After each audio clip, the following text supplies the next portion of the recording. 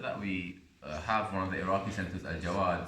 For the last few years, what's been happening is that in the side room, they have the main program in the main hall.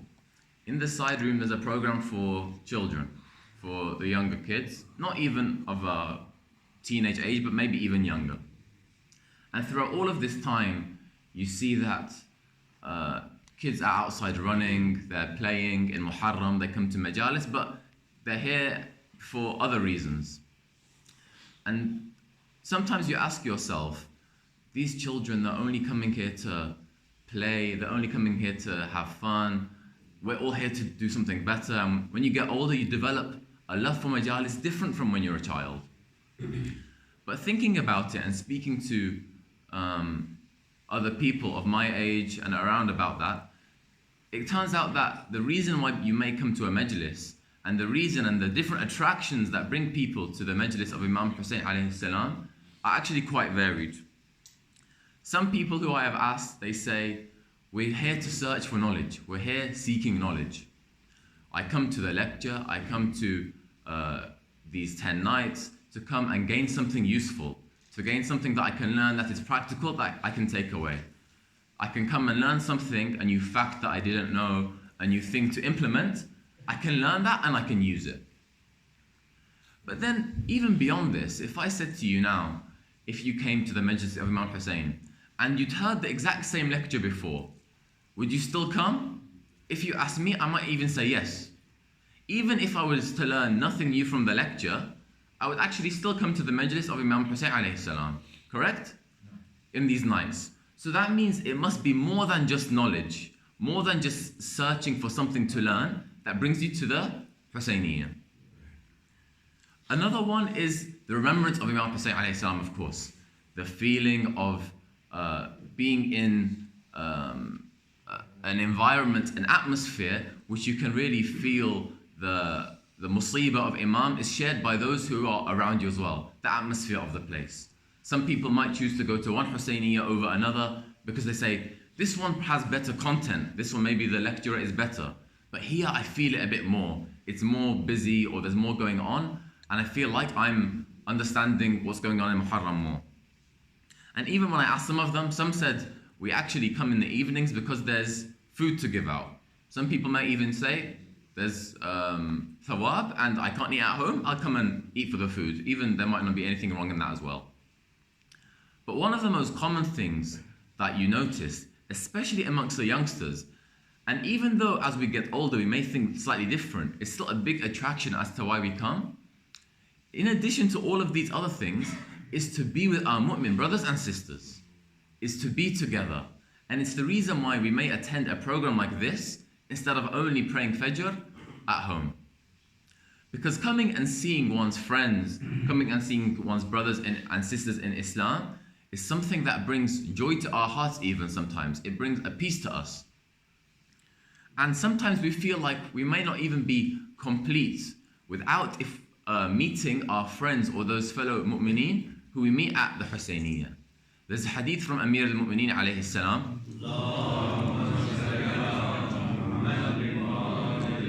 In which he says, a true friend to you, a true friend and a true brother to you, if it was to be the case that he is your true friend and your true brother, you would be like one soul in two different bodies.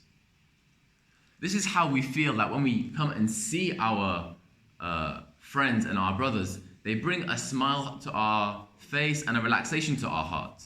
And sometimes if they're not easy to come by, if they're not it's not easy to come by the lovers of Imam Hussein alayhi salam, who we can really connect with like we do in other places. That's why the Imam also mentions that a friend is like a diamond.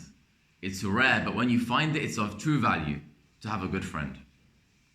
So I thought on this night, where we remember Abul Fadl Abbas alayhi salam, talking about friendship and brotherhood, just a reminder of some things you may have already heard or you already know yourself, but just as a reminder would be useful inshaAllah. And this is why I recited this initial verse from the Holy Quran. إِنَّمَا الْمُؤْمِنُونَ إِخْوَةٌ فَأَصْلِحُوا بَيْنَ أَخَوَيْكُمْ وَاتَّقُوا اللَّهَ لَعَلَّكُمْ تُرْحَمُونَ. The believers, the mu'mineen, are but brothers. We are brothers. Therefore make peace between your brothers and be careful of that duty so that Allah has mercy on you. Part of Allah having mercy on you, that Allah is saying to make sure that you fulfill your duty of being good to our brothers. That is a duty from Allah subhanahu wa ta'ala first and foremost. Even if we don't feel a liking towards someone, it's a duty of us to be good to our brothers and sisters and to feel that we truly are, as mu'mineen, brothers. If we look at the rights, the treatise of rights from Imam Sajjad alayhi salam,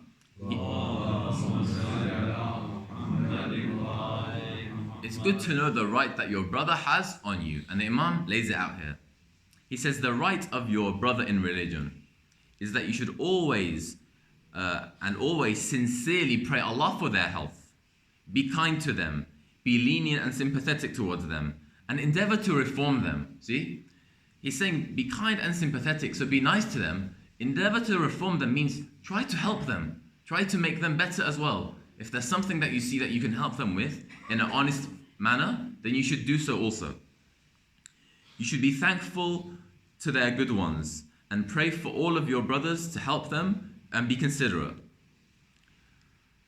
And when they visit you, welcome them kindly and warmly and treat them in the way that you would treat your own brother.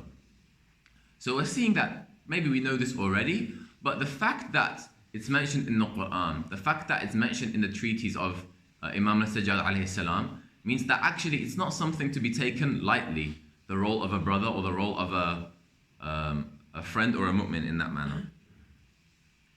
And Imam Sadiq alayhi salam says,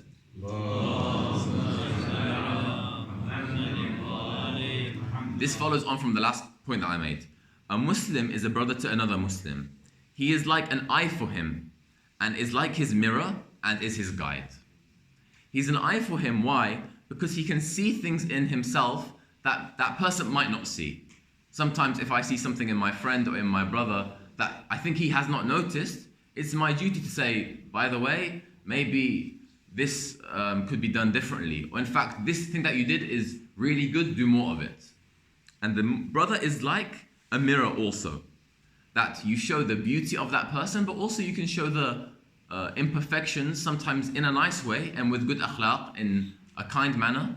You can show them that so that you're like a mirror and you reflect on them.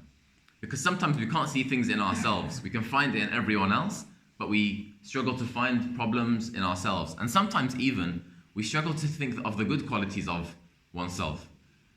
Many times there's, in work or in university or school, there's exercises where you have to write down your top 3 qualities.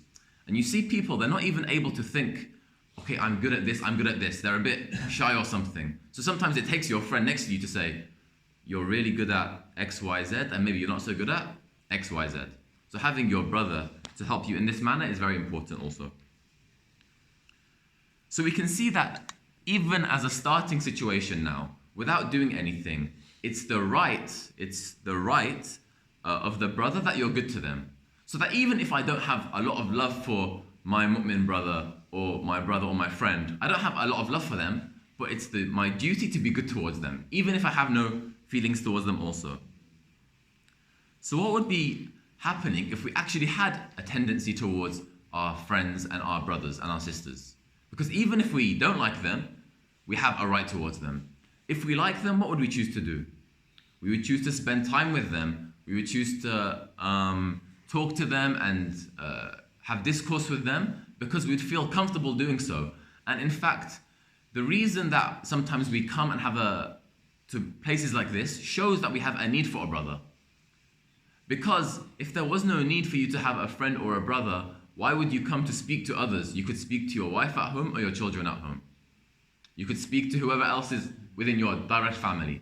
But sometimes, and I can't say I speak from experience because I haven't reached this point yet, but sometimes I can imagine that there's some things that you speak to your brother that you can't speak to your wife. Some things that you can release to your brother that you can't say to maybe sometimes even your parents or family members. So there's a natural tendency of the heart to want to speak to others and to be good to one's brother and to love them sincerely.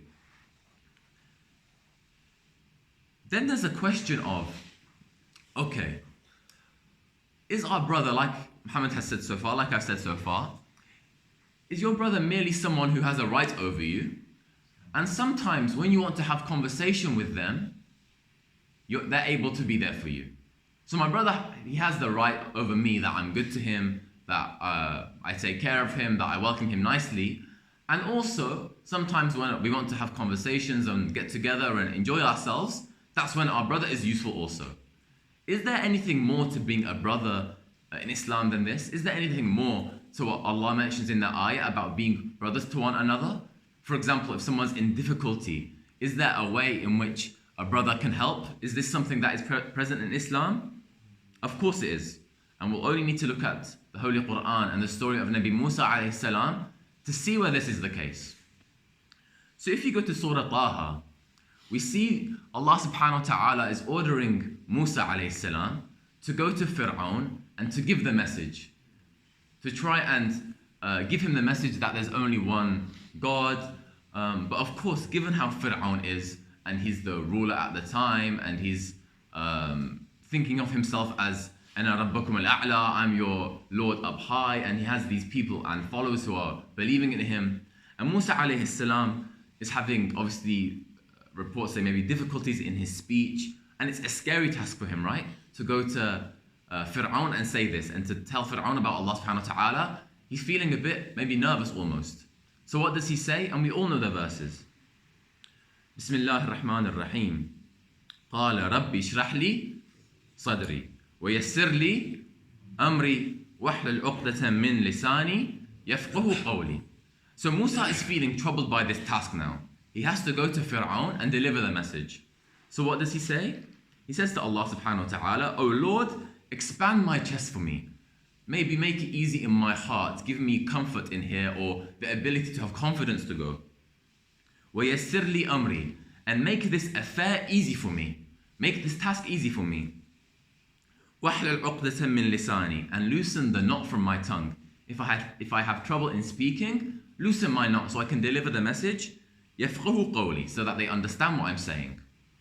So Musa has this task, and he's asked Allah subhanahu wa ta'ala to ease his affairs. This is a prophet of Allah subhanahu wa ta'ala. This is a prophet of God. So surely if he has a task, is it enough for him that he asks Allah to ease his affairs? Is that all that's needed? He's in a difficulty, he's a prophet. He says, Allah help me, and Allah inshallah will help him. Is this enough? Is this all he asks for? No. It carries on. The next ayah. What does he ask for?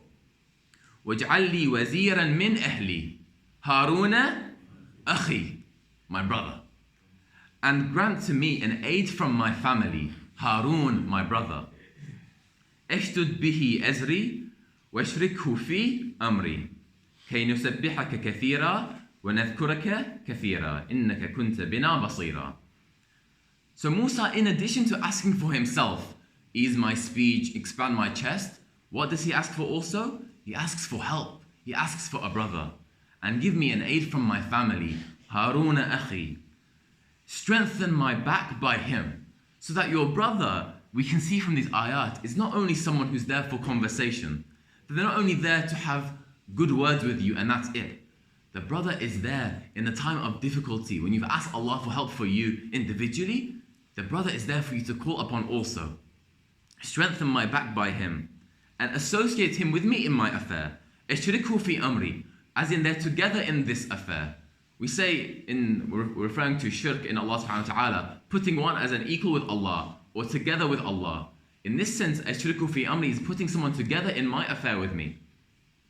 So that's what Musa alayhi salam is asking of Harun. And Allah subhanahu wa ta'ala says, you're indeed granted your wish, O Musa. And he grants him to be Harun as his brother and helper in this manner. So we see that the role of a brother is very important when it comes to this. And it's actually this ayah, if we look at it, then we see that in the traditions of the Ahlul Bayt alayhim salam, having the role as a brother and a helper, as someone with you, is of utmost importance. And it's at the core of our religion. Because which of our famous ahadith will relate to these verses? When the Holy Prophet sallallahu alayhi wa says,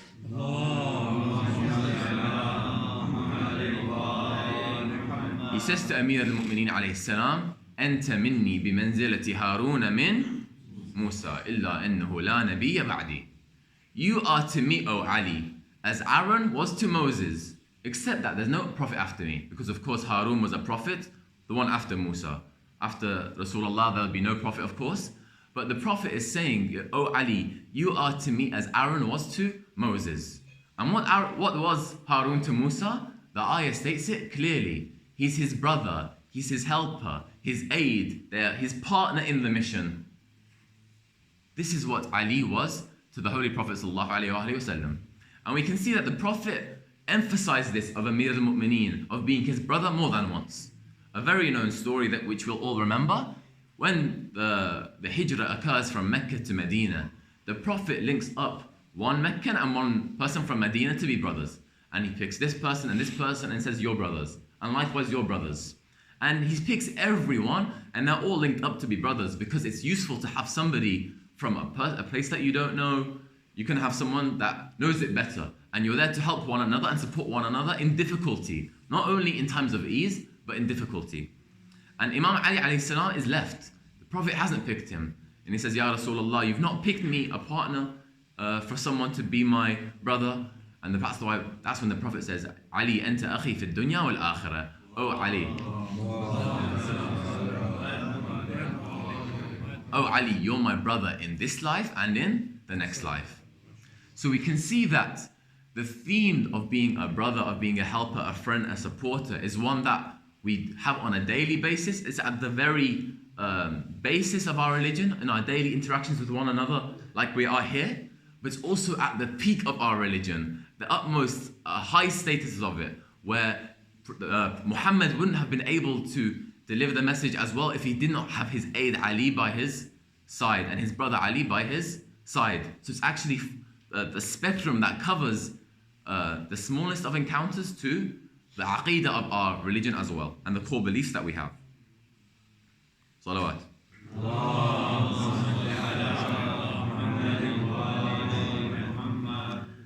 And likewise, in the plains of Karbala, Imam Hussein alayhi salam also needed a brother.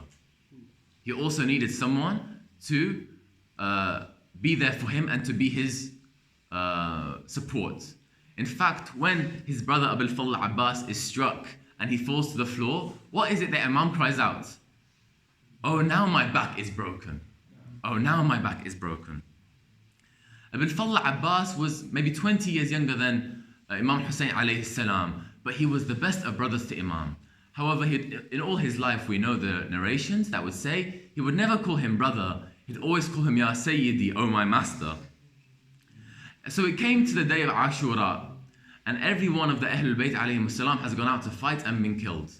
Ali al-Akbar has gone out and been killed, and likewise Al-Qasim, Aun, and Muhammed, and everyone has gone and been slain on the battlefield. All that's left is Abul Fadl Abbas, and he asked Imam Hussein alayhi salam, oh my master, please allow me to go and fight for your sake now. Imam Hussein is deterred, but he eventually allows Abul Fadl Abbas to go. But what does he allow him to do? He says, oh Abbas, you can hear the women and children crying, Al-Atish, Al-Atish, the thirst, the thirst. Please go to the Furat, go to the river with this meshk, this jug that allows you to carry water, and bring back water for the women and children, bring back water for my daughter. So Abul Fadl Abbas, he agrees finally. He even leaves his sword and he goes out on the horse and he travels to the Furat, to the Euphrates, to get the water. On the way there, it's difficult to get there. He has the army of Yazid attacking him, but he finally manages to arrive at the river of Furat, and he finally reaches the water. Imagine for 3 days, Abul Fadl Abbas has not had a drop of water. He's not been able to have a drop of water, and he's here in the searing plains of Karbala. And he finally reaches the Furat. He brings the water in his hands and he wants to drink from it. But how can he drink from the water when his brother Hussein is thirsty? And that's when Abul Fadl Abbas, he recites these famous lines of poetry. He says, يا نفس من بعد الحسين هوني وبعده لا كنتي أن تكوني هذا حسين وارد المنون وتشربين بارد المعين تالله ما هذا فعال ديني ولا فعال صادق اليقين O soul, after Hussein you have no importance, and after him you're not existing or to remain existed. This is Hussein drinking from death, and you dare to drink from the cold water. Never, from this is not an act of my religion, nor the act of a person who has true faith.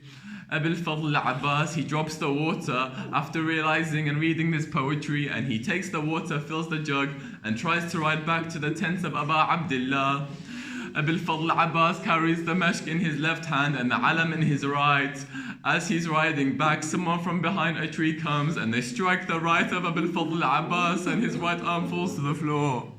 He takes the mashk in his mouth and he remains holding the alam. Remember, this is Alam Dar. He's the one who holds the flag of Imam Hussein. Imam doesn't know what's happening. He can just see that the flag is shaking a bit. Abil Fadl Abbas, he carries on before another one of the army come and they strike his left arm and the flag falls to the floor. Abil Fadl Abbas, now what does he do? He takes the mashk in his mouth and he's carrying it. Abil Fadl Abbas is on the horse and he's riding before a spear strikes through the mashk, through the jug, and the water falls through the floor.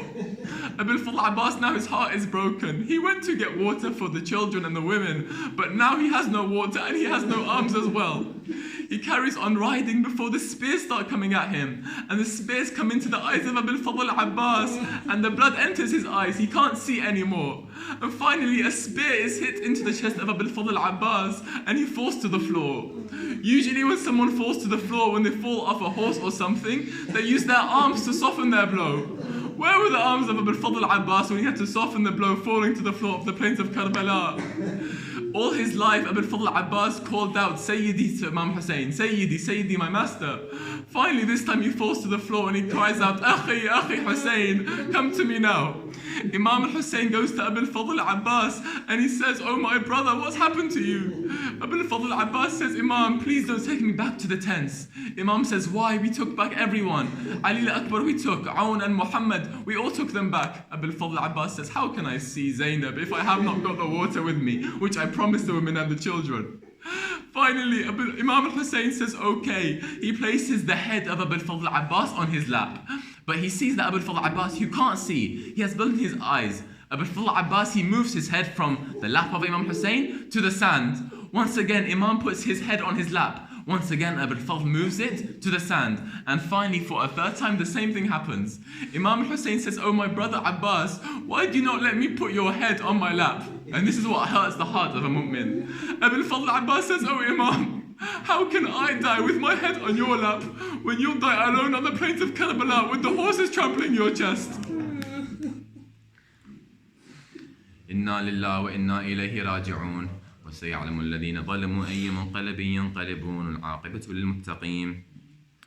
We ask Allah subhanahu wa ta'ala to grant us good brothers and sisters whom we can take care of and be a strength to, Ya Allah. We ask Allah subhanahu wa ta'ala to accept our a'mal in these nights, to accept our du'as and our salah and our wishes in these nights, and to grant our hajat by the sake of Imam Hussein alayhi salam and Abil Fadl Abbas. Assalamu alaikum jami'an wa rahmatullahi wa barakatuh.